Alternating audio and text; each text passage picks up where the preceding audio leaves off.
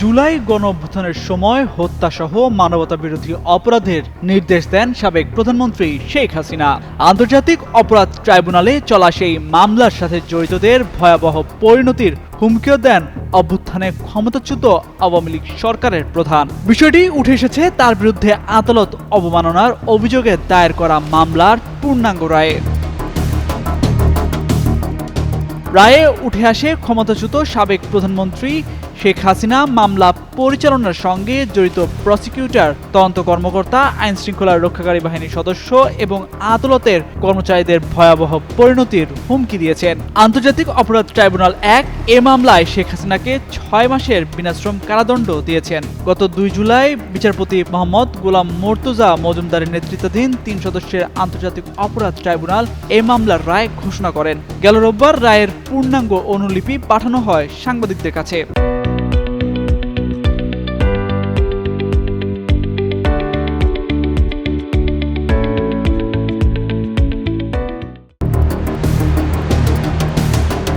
এ মামলায় শেখ হাসিনার পাশাপাশি গাইবান্ধার গোবিন্দগঞ্জের আওয়ামী লীগ নেতা শাকিল আকন্দ বুলবুলকেও ২ মাসের বিনাশ্রম কারাদণ্ড দেন ট্রাইব্যুনাল। মামলার মূল প্রমাণ হিসেবে ব্যবহৃত একটি অডিও ক্লিপ গত বছরের অক্টোবর মাসে ভার্চুয়াল মাধ্যমে ছড়িয়ে পড়ে, যেখানে শেখ হাসিনা ও বুলবুলের কথোপকথন শোনা যায়। এর এক জায়গায় শেখ হাসিনা মামলার সাথে সম্পৃক্তদের তালিকা করার নির্দেশ দেন। এ সময় হুমকি দিয়ে শেখ হাসিনা বলেন, চাকরি সামনেও করতে হবে, এটা ভুলে যায় না যেন, এক মাঘে শীত যায় না। গণঅভ্যুত্থানে ক্ষমতাচ্যুত হয়ে শেখ হাসিনা গত বছরের ৫ আগস্ট ভারতে পালিয়ে যান। এ মামলার আরেক আসামি বুলবুলও পলাতক।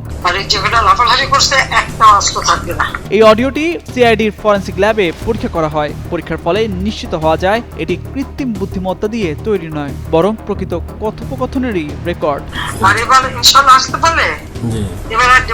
সেই তদন্ত সম্পর্কে রায়ে আরো বলা হয়েছে, গাইবান্ধার সাংবাদিক সুমন মিয়া ফাঁস হওয়া ওই অডিও প্রথমে পান। অডিওর কথোপকথনটি স্থানীয় সাংবাদিক ও দলীয় নেতাকর্মীদের মধ্যে ছড়িয়ে দিয়েছিলেন বুলবুল। তদন্তে আরো উঠে আসে এই টিমের একটি গ্রুপের মাধ্যমে হোয়াটসঅ্যাপে এবং জুমে কার্যক্রম নিষিদ্ধ আওয়ামী লীগের গোপন সভা হতো। গত বছরের ২৫ অক্টোবর সেই রকম একটি সভায় শেখ হাসিনা উস্কানিমূলক বক্তব্য দেন। তামজিদ মির্জা, যুগান্তর নিউজ।